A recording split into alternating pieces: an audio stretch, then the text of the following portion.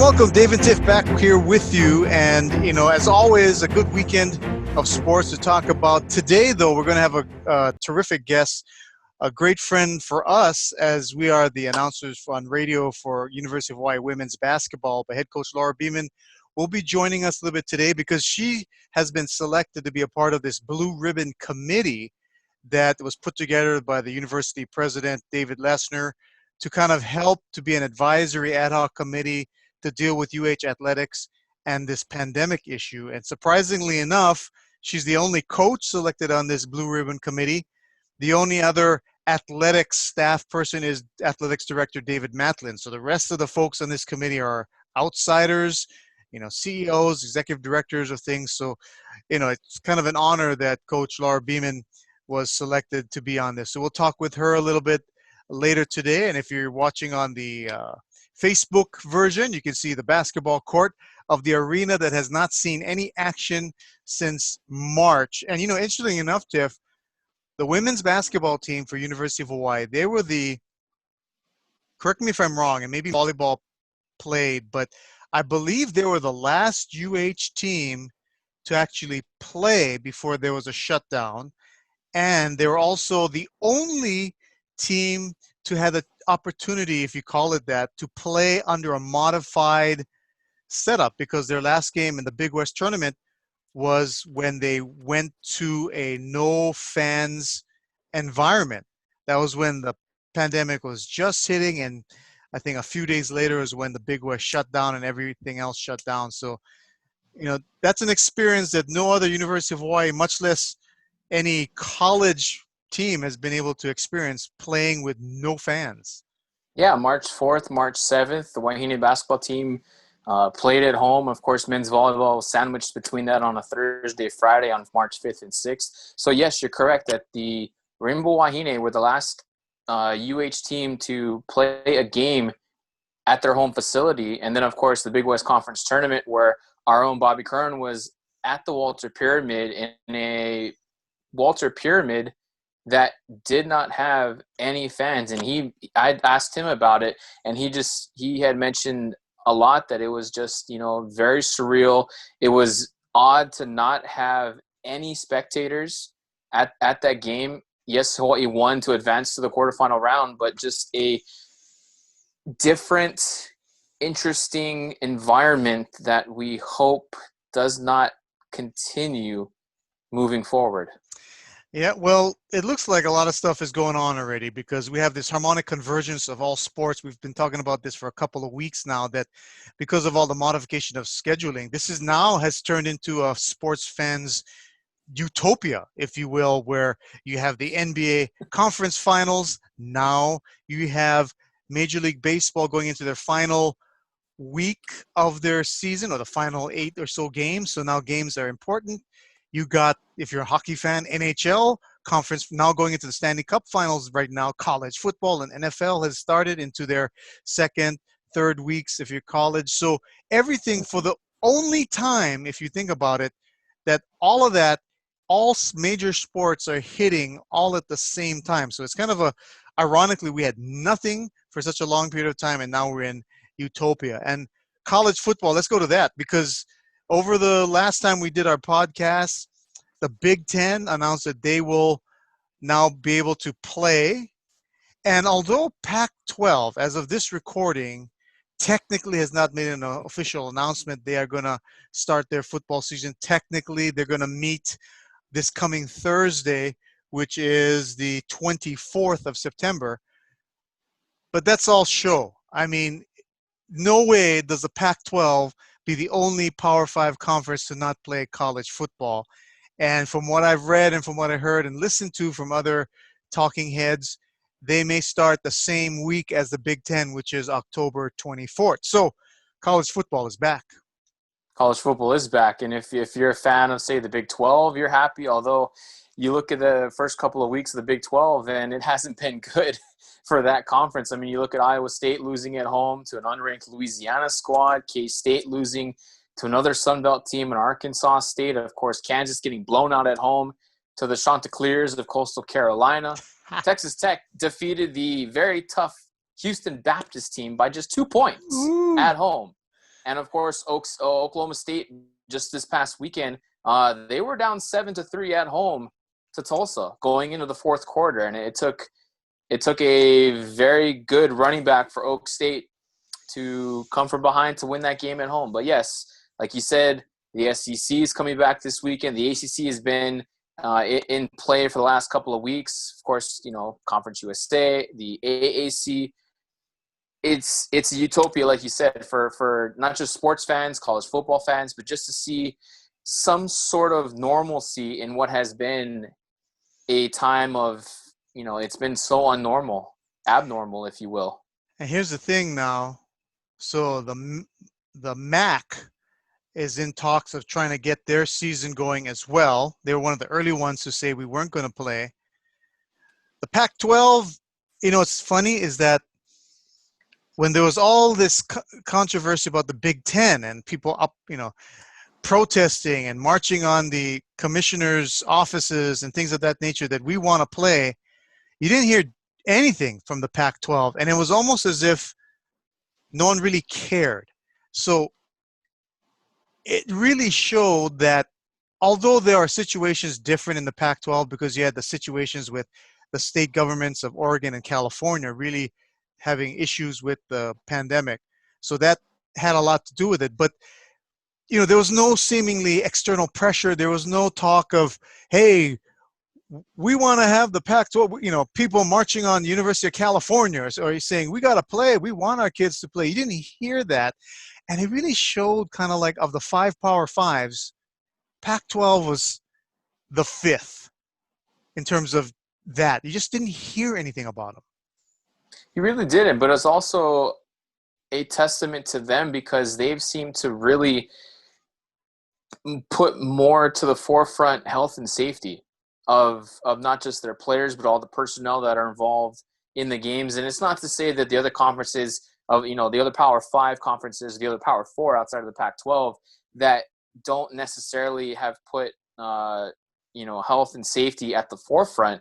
It just seems that the Pac-12 has made health and safety more of the forefront, more of the important part of this all than, say, the other conferences that just say, hey, we want to play football. Because we've heard that for the majority of the season that we want to play football. These student athletes want to play football. Well, it's one thing to say we want to play football, but if it's not safe, if it's not, if you can't guarantee the health of players, it almost becomes a moot point if players say, hey, we want to play. Well, that's fine and great and all, but if we can't because of health and safety guidelines, to me, that takes more precedence than an 18 to 22-year-old coming out and say, hey, I want to play football. Yeah, and in a way, I kind of think that the way the Pac-12, they kind of were like Big Ten's little brother. When Big Ten said, we're not going to play, they kind of announced we're not going to play. Big Ten has now said we are going to play. And I think the Pac-12, trying to get a little bit more PR relevance here, said we're going to wait till Thursday to basically announce the same thing, saying that we're going to start the same, potentially, that's my prediction and what I've heard, we're going to start the same time as the Big Ten. So, it's a little bit of, we want to make a little bit more of a splash from the Pac-12 in this whole announcement of they're going to play. Hey, I wanted to ask you, by the way, we're going to have Coach Laura Beeman coming up a little in a little while, but here's 3 things. If you think about what happened over this past weekend, we come here, we're recording on a Monday, and there's always a little bit of overreaction, right? So what would you think would be more of the overreaction if, now these things didn't happen, but let's say they did. What would be more of an overreaction if the Lakers had actually lost Game 2 because they win Game 2 over the Nuggets on that last-second shot by Anthony Davis? That's one. Kobe. If Dallas had lost to Atlanta, they made a huge comeback to defeat the Atlanta Falcons. But what if Dallas had lost? And the third one is, what if your former San Diego but now Los Angeles Chargers had actually held on to upset the Chiefs, and Justin Herbert, coming in as a last-minute starter, was able to lead the team to victory. So if you look at the Lakers, if they had lost game 2, would it have been, oh my God, Denver is now going to upset the Lakers? If Dallas had lost, would it be McCarthy's on the hot seat and Dak Prescott is not worth any of the money that he's potentially should be owed? And if the Chargers had beat the Chiefs, would it be Justin Herbert should be starting right now? What do you think?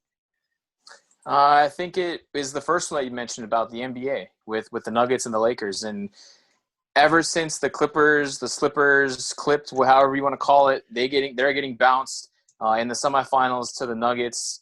Everybody has basically granted and shown that, or basically has basically said that the Lakers are the champions. That here's the trophy, this is theirs. It's just a matter of time. Who knows how many games? But at the end of the day, they're by far and away the best team. The trophy's theirs. LeBron should be the MVP. That remains to be, for another debate. But of the other two, I would have to say it would be Lakers Nuggets, because the Falcons were up by 20 points. And you even mentioned the Falcons were ahead by 20 points to the Cowboys at home. Yep. In Dallas, mind you. And the Falcons, well, sorry, Matthias, they are quite accustomed to blowing big leads, whether it's week 2 of a season or a Super Bowl a couple of years ago. The Chargers, well, where do I start? If they hadn't left San Diego, who knows if this happens? I don't think that really makes much of a difference. But when you have a quarterback pass up an easy conversion for a first down, instead throws across his body, which I'm not a football guy, you're not a football guy, but we're told never throw the ball against the grain, against your body. Momentum taking you left, throw it right. Good things never happen. What happens? Kansas City intercepts it. Eventually come on to win the game. Chargers could have kicked a field goal to go up 10 points. Instead, elected to go for it. Didn't work out. And now the Chargers have a loss on the season to a divisional rival. But you forgot one big thing, Dave. Which one is that? For the first time in 14 years, my San Diego Padres are in the playoffs. October baseball finally has some relevance in San Diego. Yes, they are chasing your LA Dodgers. Here comes October. Let's go. Wait, so they clinched a spot? They clinched a spot in the playoffs yesterday with their extra inning win over the Mariners.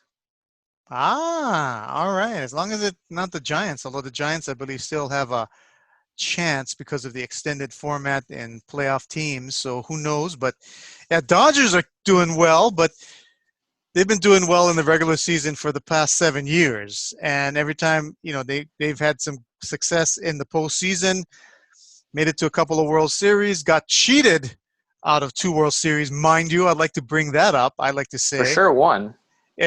I say 2 because of the whole connection there. But, yeah, baseball into the final few games. So teams are, every game counts, especially those teams that are on the bubble, needing to get every win to make it into the format. By the way, you bring up baseball because we're going to do a little new segment here. It's called D&T's Q&A.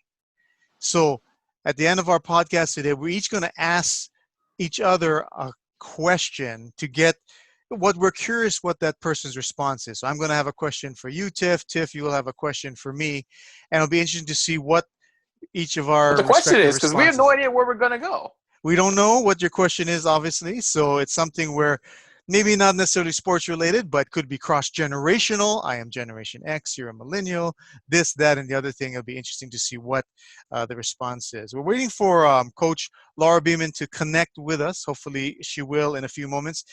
A little bit about the NFL because week 2, but probably the underlying story of week 2, aside from some of those games we just touched on with like the Dallas comeback, the injuries, the amount of injuries that have occurred in the second week, in particular to some very key players like Christian McCaffrey.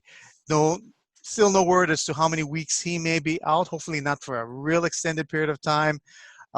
Jimmy Garoppolo is out. San Francisco kind of took it in the chin with some other Nick Bosa's out.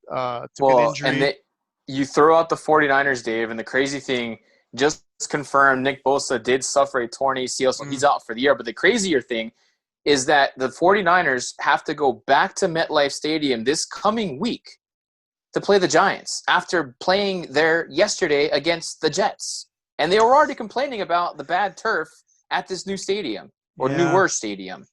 Right. And it's the first time actually I've heard of players bringing up issues with turf, because I guess with everyone having field turf now, that has seemed to kind of gone by the wayside. But it just takes a succession of injuries in one place and people start to say, hey, it's that place.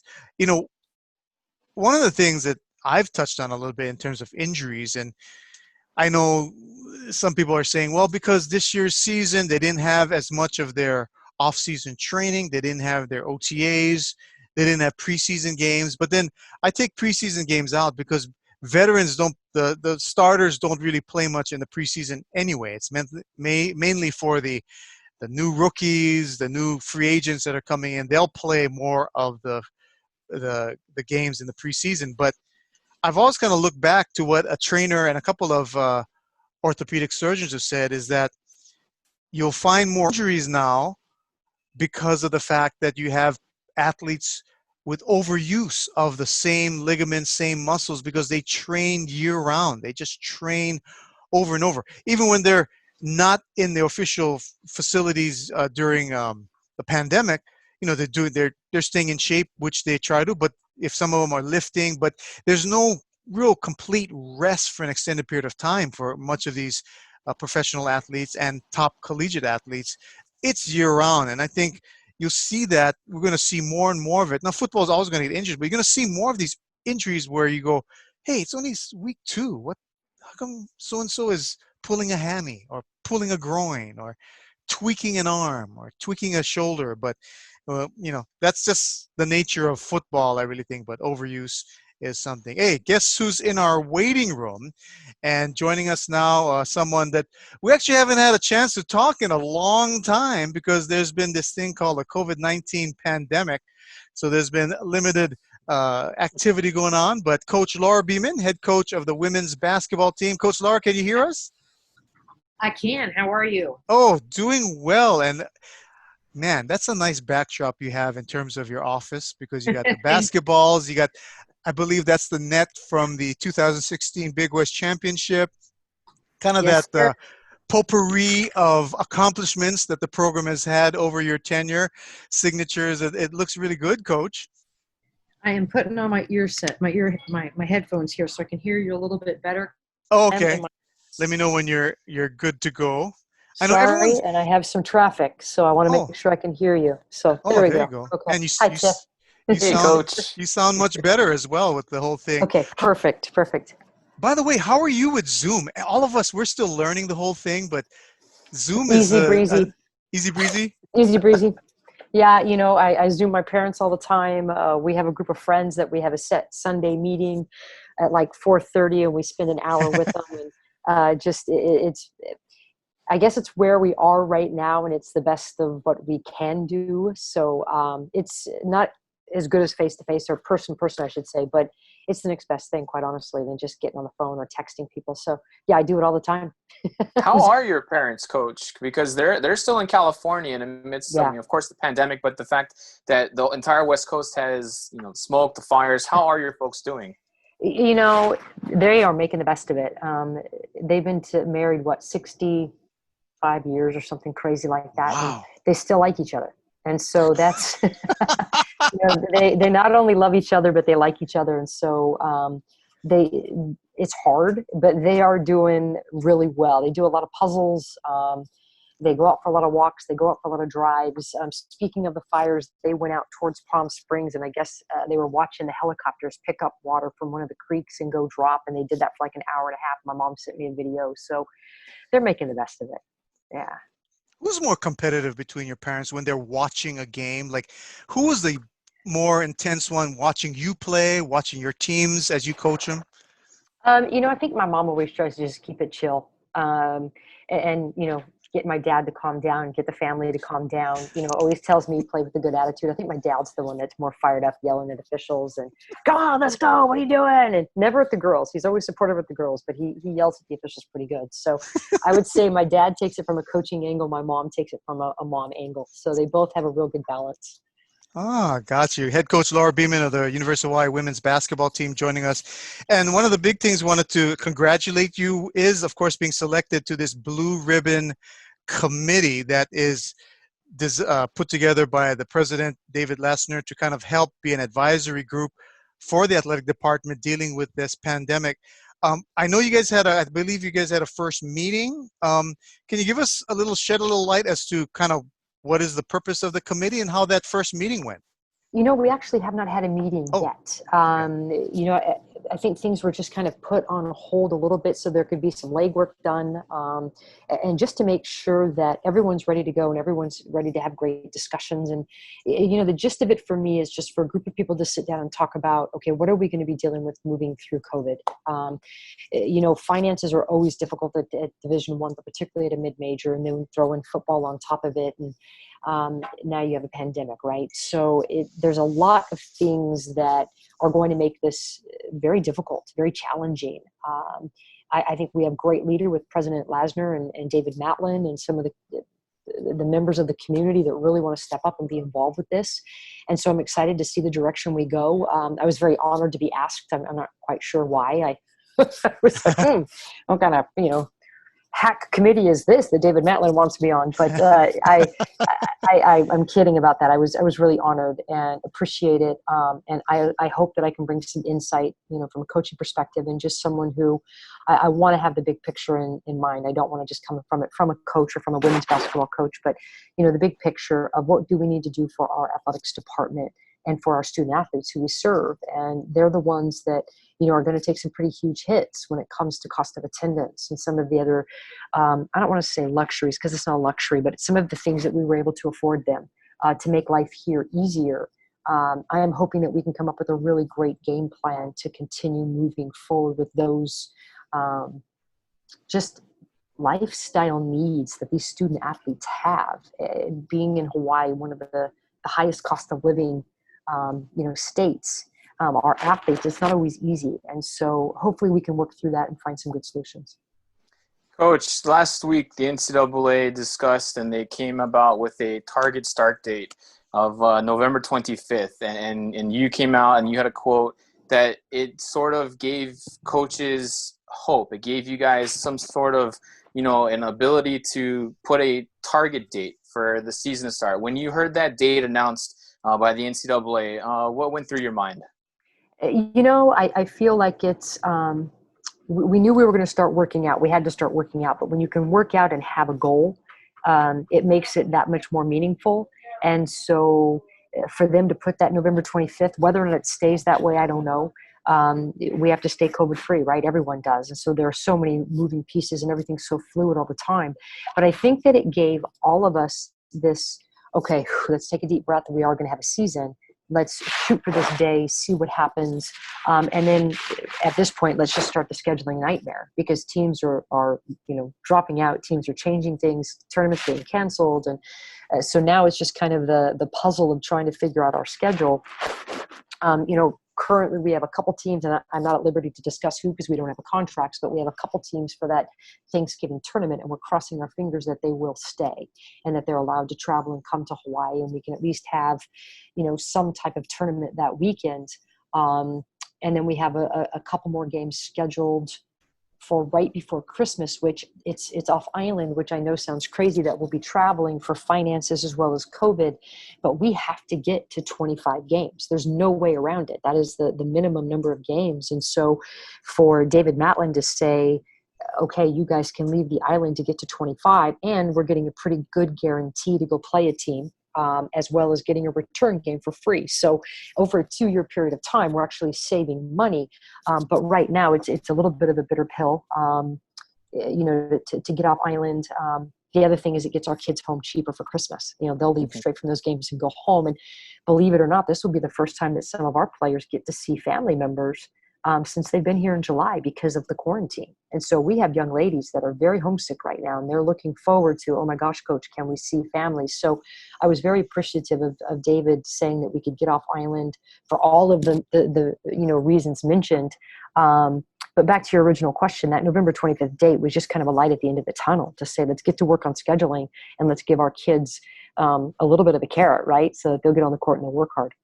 How tough has it been to do this scheduling? Because everybody knows you do like to schedule as tough as you can in a non-conference. Mm-hmm. And like you said, you can't mention specific teams as to who's coming up. But we always know there's a Power 5 team or two that do come out to the islands, whether it's Thanksgiving or early in December. How tough has it been to create a schedule, then having to change it, and then see other conferences, whether they're going to cancel a season, postpone their target start date? How difficult has that been?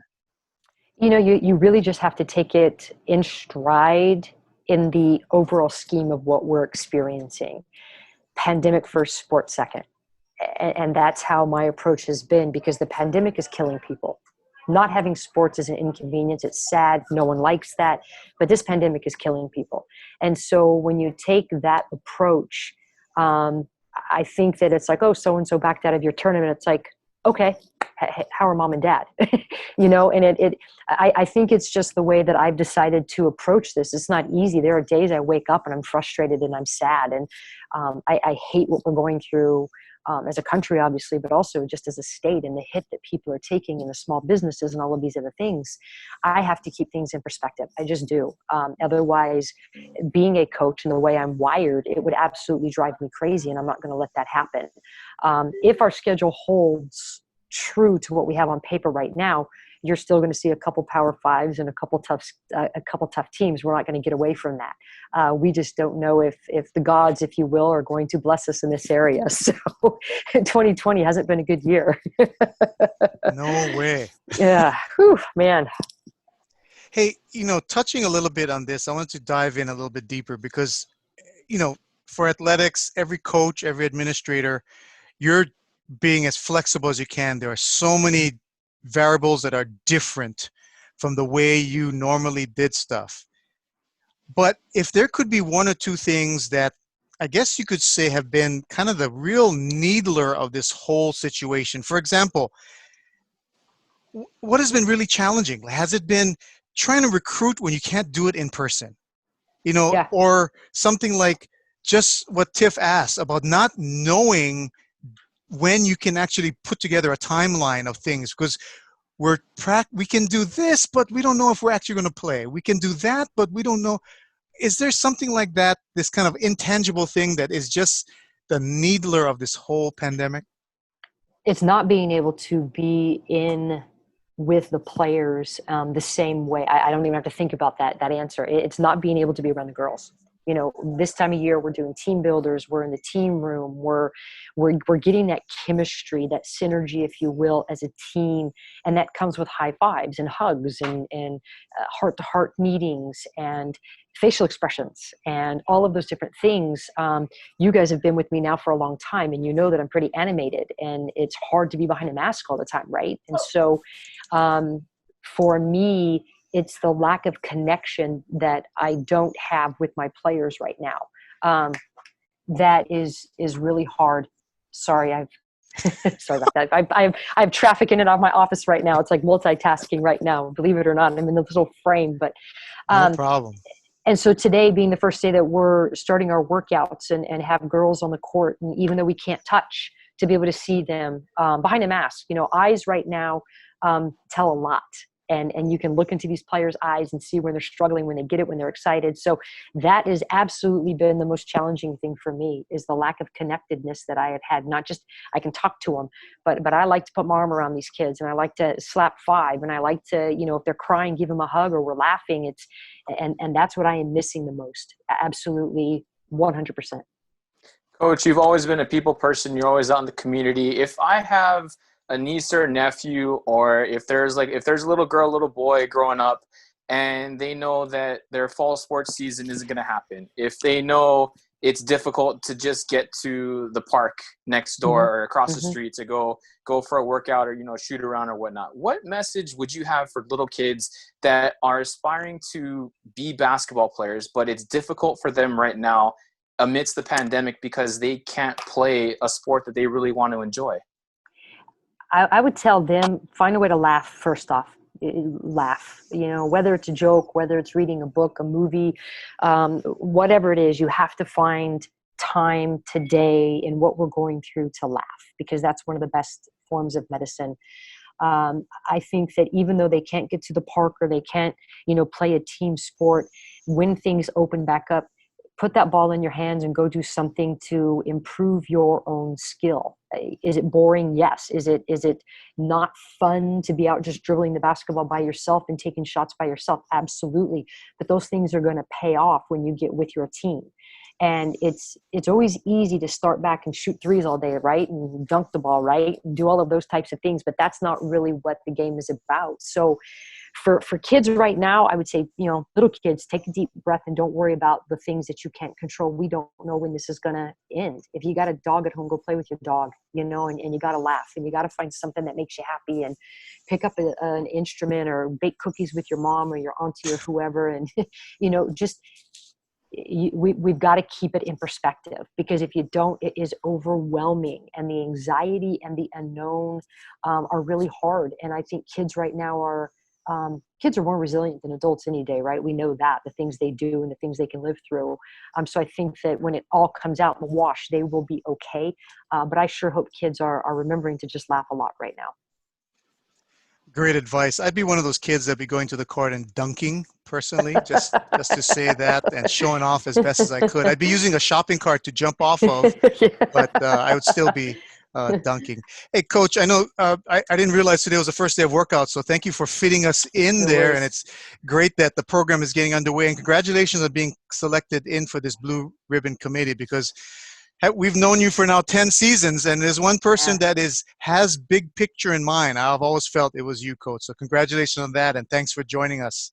I appreciate that, and sorry for being a little bit scattered today. There's a lot of traffic coming in and out of here, and it just kind of is what it is. But I just hope I don't screw the committee up. You know, I might have a lot of free time. If I do a bad job, they may just throw me off. So it's hopefully I don't screw it up, but I'm excited to be a part of it, and hopefully the community, like Hawaii always will come together, and there will be a greater good out of all of this.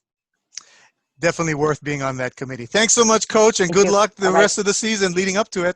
Yep. Thanks, guys. Good to see you. Thanks, Coach. All right, Coach. Head Coach Laura Beeman from the University of Hawaii Rainbow Wahine basketball program. And now later on, we're going to do our D&T Q&A, but right now, let's have our MMA report. UFC, one of the first to get going as a professional league.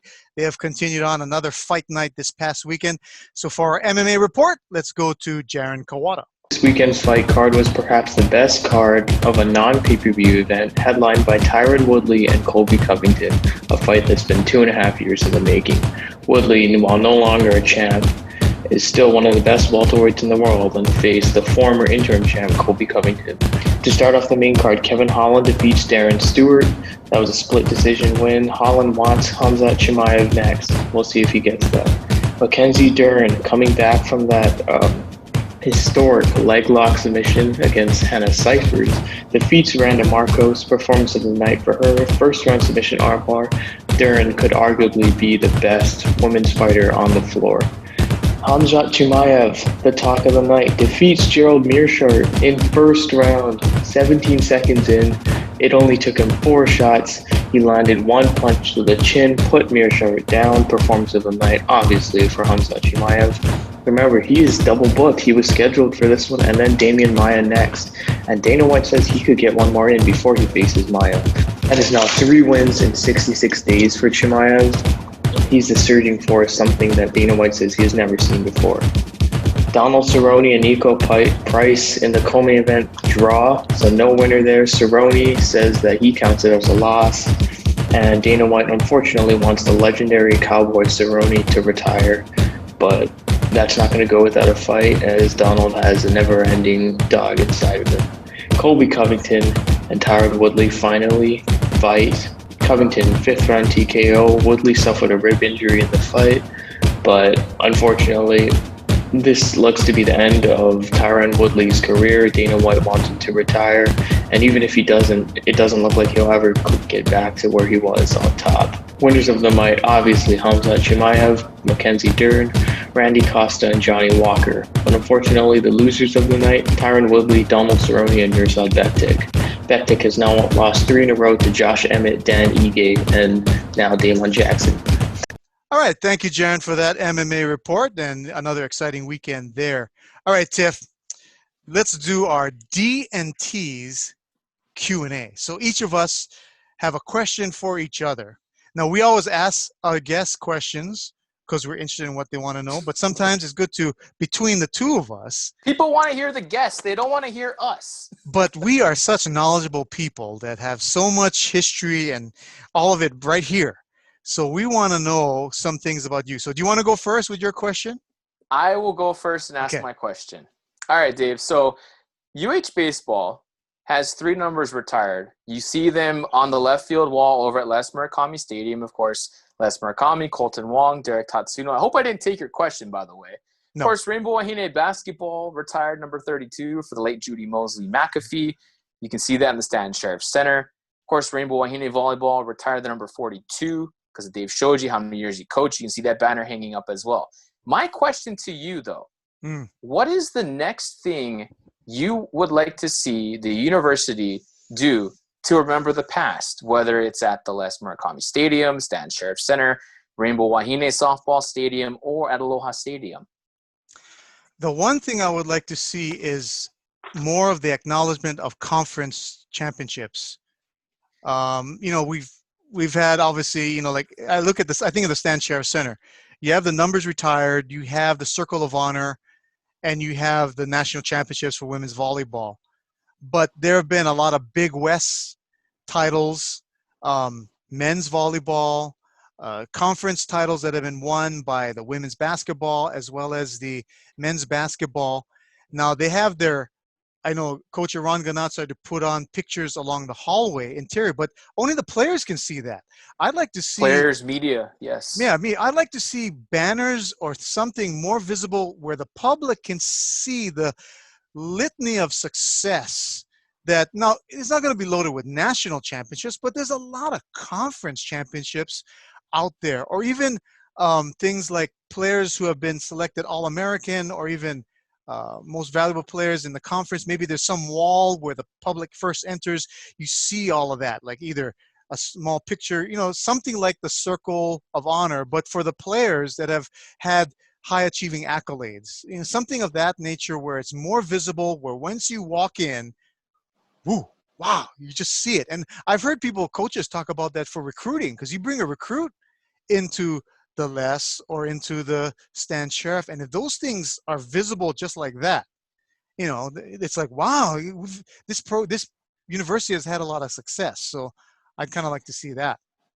I would like to see that too, because you've traveled with Rainbow Wahine for postseason for basketball. You went to Pauley Pavilion. You got to see everything over at that other campus in Los Angeles. I've been able to see a lot of things, whether it's been within the Big West or bigger programs in Power 5 conferences as part of Rainbow Wahine Volleyball or Rainbow Warrior Volleyball. But just to, like you said, to acknowledge the past, but also maybe find a way, whether it's banners, whether it's, like you said, conference championships, players of the year, All-Americans, or maybe even to expand the Circle of Honor, because you can't really stand and look and read every single bust in the main concourse because technically it's a fire hazard. So maybe find a way inside the arena, or maybe find a little building outside of the Stan Sheriff Center and make that like your Heritage Hall. Yeah, and then I just thought of this, but at the Stan Sheriff Center, they have the Hawaii Sports, the Women's Hall of Honor, or there's a little display for the great women of University of Hawaii Sports, Dr. Donis Thompson, but that's like way on the other side, I believe, where it's not the most well-trafficked area. So, something where either it's right by where they have the H-zone, memorabilia, maybe something in that area where there's more of that visual of the honor and the past, like you mentioned, something like that. So, yeah. Ooh. I like that. I thought you were going to All ask me right. something about whose number is it that's in the Les Murakami, and I was like, I don't know. Well, the way you were looking, it seemed as if I had taken some form of your question. No, you are more detailed in stuff like stats and numbers. I thought, oh, you're going to ask me something I'm not going to know. So great. Okay. All right. Here's my question. Considering how with all the 4 professional sports leagues and the pandemic and so forth, there's going to be a champion. And each of these champions now coming up, there's going to be, some people put an asterisk because it was won with their season somewhat modified. Which champion of the respective league would you say had the most challenges to go through? So the NBA, considering they were in the bubble, they had a season, got halted, bubble for like, the champion will have been in the bubble for like 4+ months. Okay. MLB, abbreviated spring training, shortened season, no fans. And NBA, no fans too. NHL, hybrid bubble, no fans, playing in a bubble for the conference title. Or NFL, no preseason, no training as much in the preseason and OTAs, no fans. So if you look at all of those scenarios, which champion would you say will have had to go through the most adversity? And you got to say, this championship for that team, they deserve it. Wow. Well, uh, all four of those major sports, whoever is the champion, they did it. Of course, they did it the right way, but the fact that they had to do it in their each set of unique parameters. If I had to go out and say, I might have to go with Major League Baseball. Yes, it was a 60-game season. I know the NBA and the NHL had pretty much finished their seasons. NBA, of course, finishing their bubble in Orlando. The NHL having 2 separate bubbles in Canada, in Toronto and Edmonton. The NFL, you're having to travel for your games as well. And there's some facilities that are having some fans, although it is at a reduced rate. But I think with Major League Baseball, yes, the travel was restricted and limited to just your own division and the corresponding division in the other league. But the fact now that the MLB has come out and said that the league championship series, the divisional championship series will be played in whether it's an American League city in Texas, a couple of venues there, or 2 in the NL for the ALCS and ALDS, having to travel for those, not really getting any sort of home field advantage, having to travel then for your championship series if you can make it to that level. And then, of course, the World Series in Texas is part at Globe Life Park over in Arlington. And I think for all of the sports, I think, yes, people will put an asterisk, but at the end of the day, you still had to go out. You still had to compete. You had to be successful as a team to whether you won your division or you just got into the postseason, got hot, and continued to find ways to win ball games, win series, survive and advance. I think it's tougher for baseball because all these guys have come out and said we're used to playing 162 games a season. Now it's down to 60. Every single game matters. We've heard it for the last 3-4 months that it's a sprint for the 60-game season. Heck, look at the San Diego Padres. They're in the postseason. You've got teams that normally are not in pennant races, in postseason discussions, that are now a part of it because they were able to find ways to win ball games. So I think to answer your question, I would have to go with MLB, although I can make a case for the NBA, the NHL, and the NFL. I think the NFL is probably the easiest, but in terms of their situation, they have probably the easiest to have to overcome. I would go with the NBA because I think this bubble setup is probably more psychologically challenging for the coaches and the players than we think about. No fans, you take away the home court advantage, which is probably bigger in NBA playoffs than it is maybe in some others. But no fans, no external stimulus, same routine over and over again. I think it's challenging as you get further into the playoffs to kind of stay motivated. So I think whoever wins the NBA would have probably the toughest road to hoe. But MLB, I think, has the most dynamic change in their season in terms of what they're used to. So that has a significant argument there. I could see where you're talking about the NBA, because a lot of these players, like you said, they were in the bubble by themselves. I mean, of course, they had teammates and whatnot, staff members, but didn't have their families. And so the motivating factor for those teams in the first round of the playoffs, you move on to the semifinal round of your conference playoffs. You got to have up to 4 family members be with you in the bubble. Now, like you said, there are certain situations that you would have liked to have had fans. Say yesterday's game 2 for the Lakers. How cool would it have been for Anthony Davis to make that shot at a sold-out Staples Center crowd? How cool would it have been for the Nuggets to win Game 7 on the road at that same venue against the Clippers? Does that scenario happen because the Nuggets are playing on the road in LA at Staples Center? Do rookies perform at this same level in the playoffs that they would have done in a normal situation? Would guys like Duncan Robinson, Tyler Hero, would they be performing at the same level they are right now if they were playing on the road at the Boston Garden in games 1 and 2? Would they be shooting as well as they have been in the postseason if they were playing true road games? And like I like you said, I can make a case for all 4. I do like baseball. I do agree though with basketball.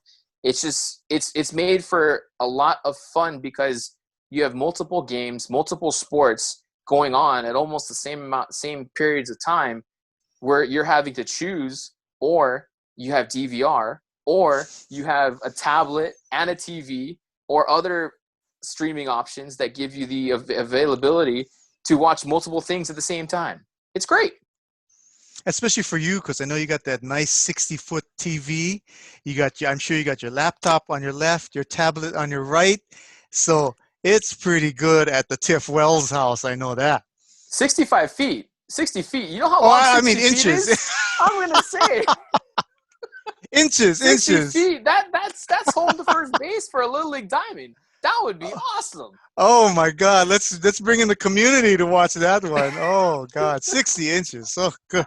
See, I've been stuck at home for too long. I don't know my own measuring thing, but that was good fun. That was good. Good questions on your end as well as mine. And hey, we want to thank our guest today, head coach LAURA BEEMAN from the University of Hawaii women's basketball team, joining us.